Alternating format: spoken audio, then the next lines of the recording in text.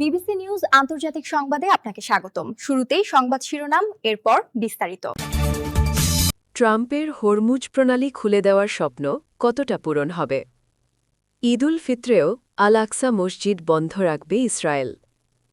স্বর্ণ বা ডলার নয়, মধ্যপ্রাচ্যের যুদ্ধে চড়ল যে মুদ্রার বাজার। রহস্যময় অগ্নিকাণ্ডে বিপর্যস্ত মার্কিন বৃহত্তম রণতরী, বিপাকে ৬০০ সেনা। এতক্ষণ শুনছিলেন সংবাদ শিরোনাম, এখন বিস্তারিত। আপনি যদি মুসলিমদের পাশে থাকতে চান তাহলে ভিডিওতে লাইক করে চ্যানেলটি অবশ্যই সাবস্ক্রাইব করে দিবেন এবং কমেন্টে জানিয়ে দিবেন আপনার মূল্যবান মতামত। এখন বিস্তারিত। গত কয়েক সপ্তাহে ইরান ও ইসরায়েল যুক্তরাষ্ট্রের পাল্টাপাল্টি সামরিক পদক্ষেপের ফলে এই নৌপথের নিরাপত্তা এখন শুটার ওপর ঝুলছে। যদি তেহরান তার হুমকির বাস্তবায়ন ঘটিয়ে এই প্রণালী দিয়ে জাহাজ চলাচল পুরোপুরি বন্ধ করে দেয়, তবে আন্তর্জাতিক বাজারে জ্বালানি তেলের দাম রাতারাতি নিয়ন্ত্রণের বাইরে চলে যাবে। মার্কিন প্রেসিডেন্ট ডোনাল্ড ট্রাম্প হরমুজ প্রণালীর নিরাপত্তা নিশ্চিত করতে যুদ্ধজাহাজ মোতায়েনের জন্য একটি নৌবাহিনী জোট গঠনের আহ্বান জানিয়েছেন। ট্রাম্প বলেন, তিনি আশা করছেন একটি নৌবাহিনী জোট গুরুত্বপূর্ণ এই নৌপথ নিরাপদ রাখতে পারবে। হরমুজ প্রণালী পারস্য উপসাগরকে ওমান উপসাগর ও আরব সাগরের সঙ্গে সংযুক্ত করেছে। অবশ্য ট্রাম্পের এই আশা মনে হয় আর বাস্তবায়ন হচ্ছে না। তার ইউরোপীয় মিত্ররা সহ অনেক মিত্রদেশ ইতিমধ্যে বিষয়টি নিয়ে তাদের অনীহার কথা জানিয়ে দিয়েছে। ইসরায়েলের সঙ্গে ইরানের বিরুদ্ধে যুদ্ধে প্রবেশ করায় নিজ দেশে চাপের মুখে পড়েছেন যুক্তরাষ্ট্রের প্রেসিডেন্ট ডোনাল্ড ট্রাম্প। এই যুদ্ধ শেষ করার বা যুদ্ধ থেকে বের হওয়ার কোনো পথ এখনও দেখা যাচ্ছে না। সামাজিক যোগাযোগ মাধ্যম এক্সে এক পোস্টে ডেমোক্র্যাট সিনেটর ক্রিস মার্ফি বলেন, হরমুজ প্রণালী নিয়ে তাদের কোনো পরিকল্পনা ছিল না। ইরান কিভাবে হরমুজ প্রণালীতে বাধা সৃষ্টি করছে তা বিস্তারিত আমি বলতে পারছি না, তবে এটুকু বলা যথেষ্ট যে এখন নিরাপদে প্রণালীটি আবার কিভাবে খুলতে হবে তা তারা জানেন না। ঈদ উল ফিত্রেও আল আকসা মসজিদ বন্ধ রাখবে ইসরায়েল। মুসলিমদের সবচেয়ে বৃহৎ ধর্মীয় উৎসব ঈদ উল ফিতর এবং তার পরবর্তী সময়েও আল আকসা মসজিদ বাইতুল মুকাদ্দাস বন্ধ রাখার সিদ্ধান্ত নিয়েছে ইসরায়েল। মসজিদের দায়িত্বপ্রাপ্ত সংস্থা ইসলামিক ওয়াকফকে সম্প্রতি ইসরায়েলি কর্তৃপক্ষ এই সিদ্ধান্তের কথা জানিয়েছে বলে সংশ্লিষ্ট সূত্রগুলো জানায়।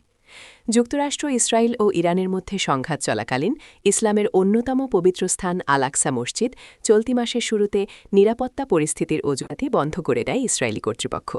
বিশেষ করে রমজান মাসে এই নজিরবিহীন বন্ধের ঘটনায় ফিলিস্তিনিরা তীব্রভাবে নিন্দা জানিয়েছে।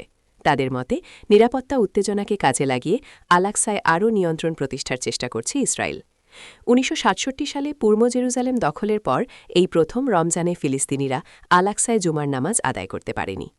গত সপ্তাহে ৮টি মুসলিম সংখ্যাগরিষ্ঠ দেশ এই অযৌক্তিক বন্ধের নিন্দা জানিয়ে বলেছে, ইসরায়েলের এই পবিত্র স্থানের ওপর কোনো সার্বভৌমত্ব নেই এবং অবলম্বে নিষেধাজ্ঞা তুলে নিতে হবে। তবুও এখন পর্যন্ত মসজিদটি বন্ধই রয়েছে, জুমা ও তারাবির নামাজ বন্ধ রয়েছে এবং ফিলিস্তিনিদের সেখানে প্রবেশে বাধা দেওয়া হচ্ছে। পুরনো শহর এলাকায় ইসরায়েলি বাহিনীর ব্যাপক উপস্থিতি রয়েছে।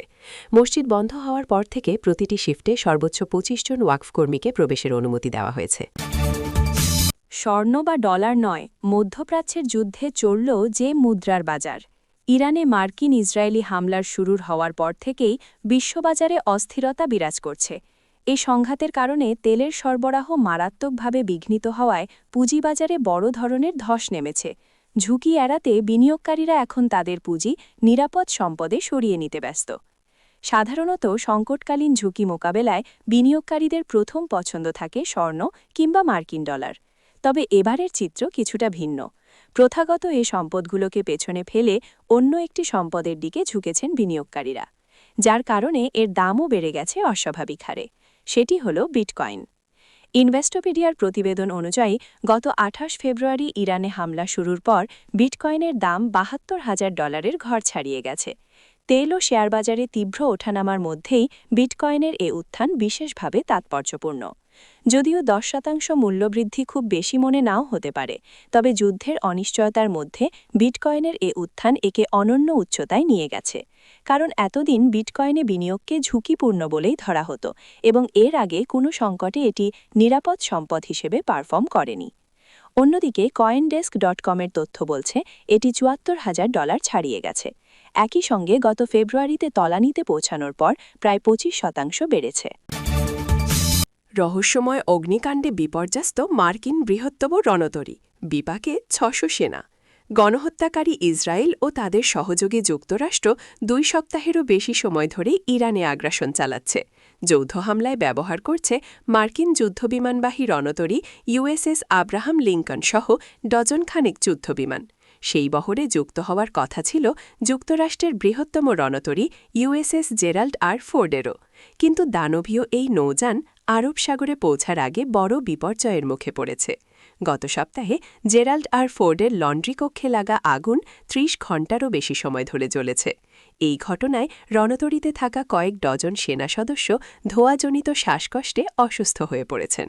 সোমবার ১৬ মার্চ নাম প্রকাশে অনিচ্ছুক নাবিক ও সামরিক কর্মকর্তাদের বরাত দিয়ে প্রভাবশালী মার্কিন সংবাদমাধ্যম নিউ ইয়র্ক টাইমস এ প্রতিবেদন প্রকাশ করেছে। বিশ্বের এই বৃহত্তম যুদ্ধজাহাজে আগুন লাগার বিষয়টি জানিয়েছিল মার্কিন নৌবাহিনী। সে সময় এক বিবৃতিতে তারা বলেছিল, লন্ড্রি কক্ষের ওই আগুন নিয়ন্ত্রণে আনা হয়েছে এবং এটি কোনো যুদ্ধকালীন আক্রমণের ফল নয়। এছাড়া অগ্নিকাণ্ডে ২ নাবিক আহত হলেও তাদের আঘাত গুরুতর ছিল না বলে জানানো হয়েছিল। নৌবাহিনীর পক্ষ থেকে আরও জানানো হয়েছিল যে ইরানের সঙ্গে চলমান উত্তেজনার মধ্যে লোহিত সাগরে মোতায়েন থাকা ১ লাখ টন ওজনের এই রণতরীর যুদ্ধকালীন কার্যক্রম ব্যাহত হয়নি। তবে জাহাজটিতে থাকা প্রায় ৪৫০০ ক্রু ও এয়ার উইং সদস্যদের বর্তমান অবস্থা মোটেও স্বস্তিদায়ক নয়।